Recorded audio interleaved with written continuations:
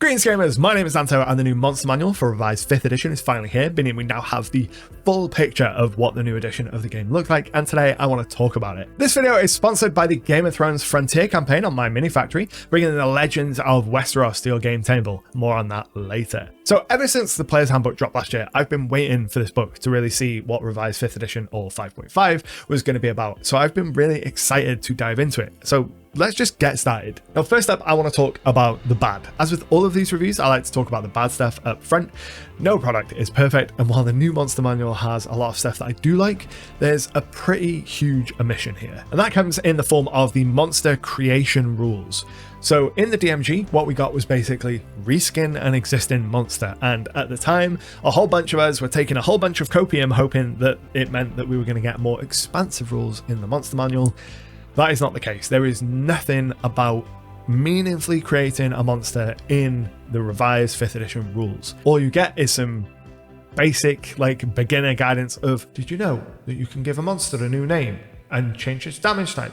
And you've got a whole new monster, which is not real advice. That's baby's first monster creation rules. What we wanted was, hey, here's how the math of our game works. If you want to get into the weeds about it, here's the things that are going to meaningfully affect the CR. If you change the damage by this much, here's how it's going to change the CR. The 2014 DMG did do this.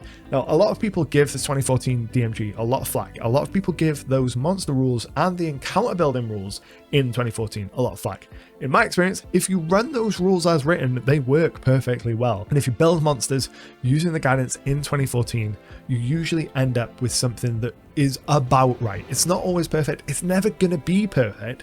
What we're looking for here isn't perfect. It's just direction. Now, cynically, you could say that we didn't get this because WotC want to make it harder for third-party publishers to make content. But I think the real reason is it's much more likely that so many people complained about the encounter building rules and the monster building rules in 2014 that they just decided that they weren't going to put it in this book because people would complain about it anyway. And when they realized that it's actually all made up, they'd complain about it even more. We don't even get a quick monster builder here like we did in 2014, something that's just like, here is the average AC, hit points to hit roll and damage for a monster and their save and throw at any given level. And that kind of thing is incredibly useful to a GM, because if you want to suddenly introduce an encounter, let's say your players are in the middle of a banquet hall and a fight breaks out that you weren't expecting, and you just need something to put down and you don't want to spend ages flicking through looking for an NPC, this quick monster builder allows you to just go, right, okay, there's the core stats. I don't need anything else. I can just take this and the weapon damage table, throw them together and build an instant monster that will do the job for these random encounters. Editor Anto here. I went on like a 25-minute rant here that completely derailed the video, and I don't think that it's worth putting in here. So instead, what I'm going to do is in a couple weeks time, I'm going to make a video dedicated to a spreadsheet that I've made that goes over and makes my own quick monster building rules for the 2024 Monster Manual and breaks that whole process down. And I'm going to turn that into a dedicated video and put it out on the channel. Once it's live, there'll be a link to it down in the description below and in the pinned comment. So look forward to seeing that. And now back to future past me further in the video after I've finished that rant.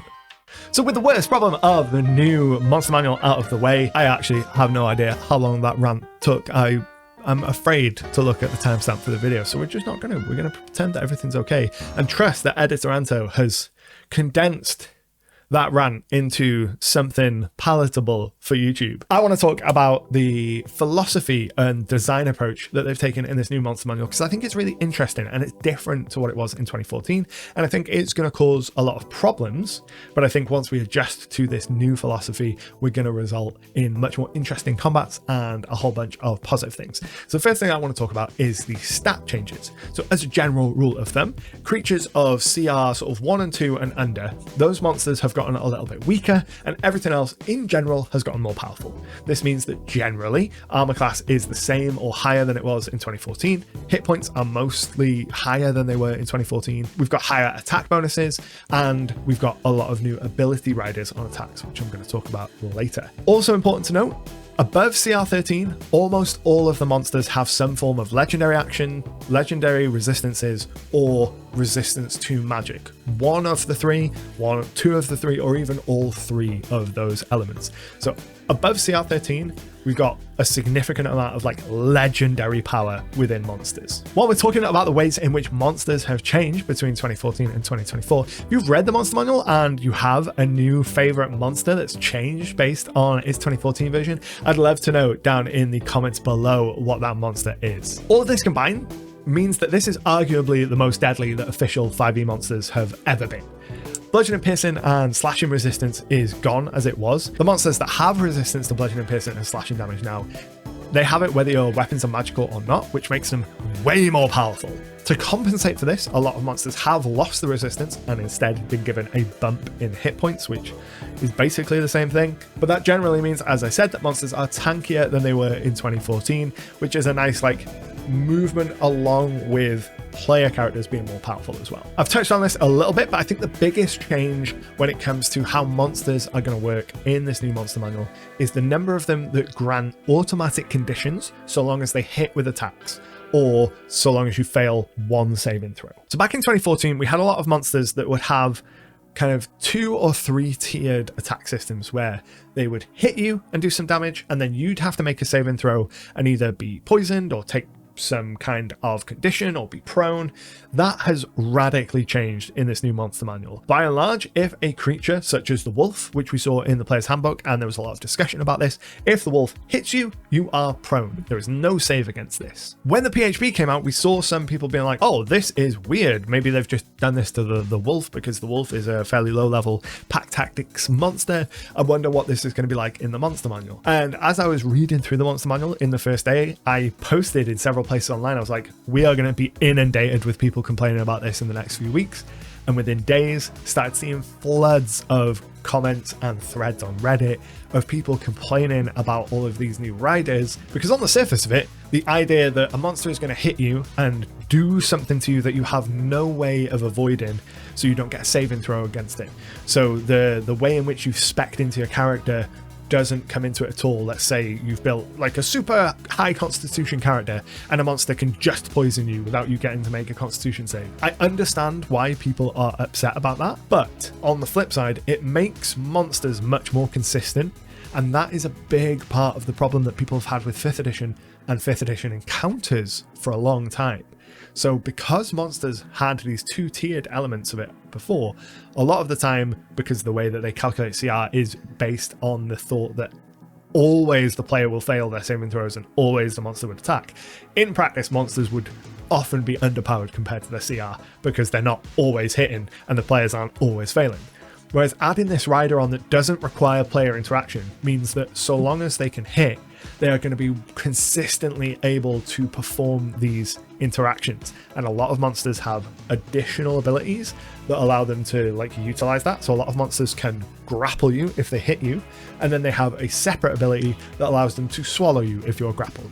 Often that isn't on the same turn, or it uses a different part of the action economy, or if they're a legendary creature, it uses legendary actions and things like that. So it's not always a case of if you are hit, you are just out of the fight entirely for like one action's worth of resource, but it means that monsters are much more consistent. Much more consistent monsters means much more consistent expectation of combat, which means things are going to go as you expect them to much more often as the DM. You put a monster down that's fit for a CR, like a 7th level party, it will perform much more similarly to how you expect. But all of that being said, I don't think that players need to worry too much because the vast majority of these rider abilities are either grappled or prone. As I said, some of the grappled ones do have like additional swallow mechanics for larger creatures, but not all of them.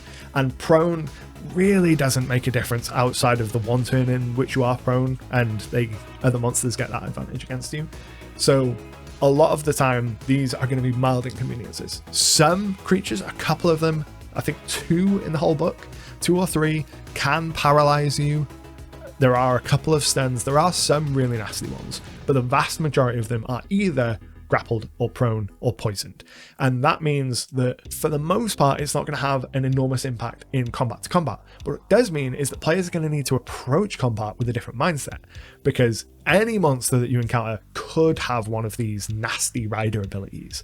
So I think we're going to see a lot more instances of players not wanting to just stick around next to monsters. We'll see a lot more disengagement or a lot more taking of the attacks of opportunity, perhaps, because staying next to a monster at the end of your turn risks, oh, do they have one of these rider abilities that I've not seen yet, and am I going to get stunned or paralyzed or have some other effect put upon me? Because a lot of creatures we have encountered do have these effects. Again, it's another thing that's predominantly weighted up the CRs. It's not something that you have to worry about too much sort of under CR 1 and 2. It gets more common the higher up the CR you go. It's the minority of monsters, and of those monsters that have these riders, the majority of those riders are grappled and prone. So it's not as big of a problem as like the doomsayers on Reddit are saying, but it is going to change the way that we approach combat, I think. If you're enjoying this video, please do drop a like down below to feed the mighty algorithm beast. And if you're new here, consider subscribing to see more of my face in your recommendations. Another thing that I really like about the new monster design is they are much more internally consistent within their own stat block. So now when a monster has multiple ways to deal damage, for example, multiple attacks or spells, it's much more likely that the damage from those options is going to average out across a fight to be about the same. So if a monster has the option to do 3 attacks or can choose to do a spell, when you average out the damage of that spell across multiple targets, it's going to be much closer to what those 3 attacks could do in total. So they're much more internally consistent. This means monsters have fewer bad choices to make in combat, which means that it's going to be easier to run them as a DM. Any choice that you make with a monster in its stat block should be about equivalent in terms of how punishing a monster is, how good a monster is in the combat, and I think that's a really healthy thing for the game overall. When you take all of this combined, I think that the monsters for the new monster manual, the monsters for revised 5th edition, 5.5, whatever we want to call it, are some of the most interesting and exciting versions of these monsters that we've seen in D&D in quite a long time. Before we talk about my final thoughts and some of my favorite things from the book, I want to talk about today's sponsor. This video is sponsored by the Game of Thrones Frontier campaign over on My Mini Factory. Night Models, who make some of the best looking licensed miniatures on the market, are currently running a campaign on My Mini Factory to fund a range of licensed Game of Thrones miniatures for home 3D printing. You can pick up a huge variety of characters to show, sorted into tiers based on the great houses. Pledge your loyalty to the House Lannister and get the likes of Jaime Lannister the Kingslayer, Sandor Clegane the Hound, or the Lion himself, Tywin Lannister. Or you can side with House Stark and get Ned Stark and his children and Jon Snow. There's a bunch of other options available, including the Night's Watch, the White Walkers, and Daenerys and her Unsullied, which even come with an enormous dragon miniature. Of course, there's also a tier which will let you go all in and grab all of the models that get released as part of the campaign, which is already funded and unlocking stretch goals. The Frontiers campaign is running until the 28th of February, and you can pick up a free STL of Tyrion Lannister on the Frontier page right now and test it out for yourself. They're also running a painting competition until March 27th with more than $3,000 worth of prizes up for grabs, and you can find all the full details on the campaign page. Thanks again to My Mini Factory for sponsoring today's video and supporting the channel, but for now, let's get back to the video. So to close off today, I want to talk about a couple of my favorite things from the book, the first of which is lair actions, which have been changed now. So all of the lair actions have been moved into legendary actions, which I've talked about before, but the lair's regional effects, which a lot of the time in 2014, not always, but a lot of the time were more fluffy, have now been broadly given like mechanical effects, which are really, really cool. For example, one of my absolute favorites is the vampire. In the new monster manual, the regional effects of the vampire have been changed so that all creatures, all beasts within a mile of the vampire's lair have the charmed condition at night, like they are servants of this dark lord. The Looming Shadows feature, which was present in 2014, has had a tweak. So if you take a short rest within a mile of the vampire's lair, there is a chance that you just won't get the benefit of that short rest as the vampires kind of pry upon you. And I love that. I think it adds a lot of dimension and would be amazing for a Curse of Strahd campaign. And just across the book, a lot of the lairs of creatures have been given these more mechanical effects instead of just purely fluff things, so that you can really let the players know that they are in the domain of this powerful creature. And I absolutely love that, because not only does it give you as the GM an idea of what to do in terms of the narrative, like with the vampires, the obscuring mist exists within a mile of their lair, so everything's lightly obscured. So I can imagine them playing in a city where there's a vampire that's taken up residence, and for just a mile in the city there's just always this perpetual fog which makes everyone feel downtrodden. But then you also have the mechanical effects of everything is lightly obscured, it's going to affect gameplay. There's also the looming shadows, and there is also the fact that the beasts are charmed at night. Another thing that I really like about the book is there's way more tables on all of the monster pages. So using vampires as an example, again, on the vampire page we get a table of the vampires' resting places. Just a simple D6 table that tells you here are some of the places that you might find a vampire resting. Great kind of information to give to the GM to say, hey, you're running a vampire, here's some extra little useful, usable, actionable information that you can take. And most monsters throughout the book have got some kind of table that adds some extra context for the GM. And this is something that Level Up Advanced 5e does. This is something that I do in all of my products. Add more tables for things like legends, for information you can learn about a monster, behaviors that they might have. Example encounter tables is something that I do. So if I introduce a new monster, I'll tell you, hey, if you want to run this a bunch of different CRs, here's how you can do that with a bunch of other monsters that might be appropriate for that. So I love that we're getting more of these kind of tables in the official books. Again, not quite as thorough as we're getting in some of the third-party material, but way more practically useful than what it was in 2014. I think this is a book that in general is much more practically useful than we've had for a number of years. And that extends to other little contextual pieces of information that we get in the book. So every monster has this little title tagline. So vampires are the blood-sucking lords of the night. And every monster gets one of these little stinger titles that gives you a vibe for what they are. Really useful if you're coming across a creature with a name that's really weird that you've never seen before and you have no idea what this thing's supposed to be. This little tagline can really help contextualize that monster. Same, we also get some information on the environment that you're going to find a monster in. So whether it's going to be in the forest or an urban area, right there on the stat block, as well as information on treasure. So any gear that a monster is carrying is going to be listed in the stat block. Love that. Makes answering the question of, oh, I rifle through the pockets, what do I find? Much easier. But they also give you this kind of bracket at the top of the page, which tells you, here's the type of treasure that you can find on this monster. Unfortunately, too many of the monsters, I think, list either no treasure for beasts and bestial creatures that care not for treasure, or list any treasure. And the any treasure, while might be true, like a vampire might have cause to have any of the treasure you find in the game, I think it would have been much more practically useful to choose 2 of the 4 treasure types. So there's Arcana, Implements, Relics, and... So there's Arcana, Armaments, Implements, and Relics. Those are the 4 types of treasure, and in the Dungeon Master's Guide, there are tables broken down into those treasure types. So if you come across a monster and its treasure is listed as individual relics, then you know you go to the individual treasure table, and that will tell you based on its CR how much coin that creature is carrying.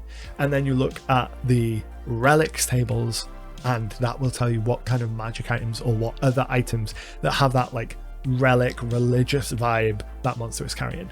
I wish that instead of having any as the tag, they'd really narrowed it down to 2. So a vampire might have relic and arcana, like religious artifacts and magical artifacts, just to give the DM direction. Because, you know, any experienced DM knows that, oh, I can choose from anything. I've always got that freedom, but giving direction to a DM that isn't that experienced or wants some where to go for help would have been much better in my opinion. While I do think there is some room for improvement here, like I say, with some of the way that they handle treasure tagging and adding more tables where possible, I do think that this is a genuine leaps and bounds improvement over the 2014 Monster Manual and the best official monster book that we've had from Wizards of the Coast in a long time. It's not perfect. I'm still annoyed that we don't get a quick monster builder or any kind of guidance on building monsters, but for just the monsters themselves, I absolutely think this is a book worth picking up, or when the SRD drops, it's absolutely worth using these monsters in your games. I'd love to know what you think about the new Monster Manual down in the comments below. If you want to keep watching, check out this video where I talk about my thoughts on the new Dungeon Master's Guide. And until next time, happy gaming. Greetings gamers, my name is Anto, and the new Monster Manual, no, that's too much energy.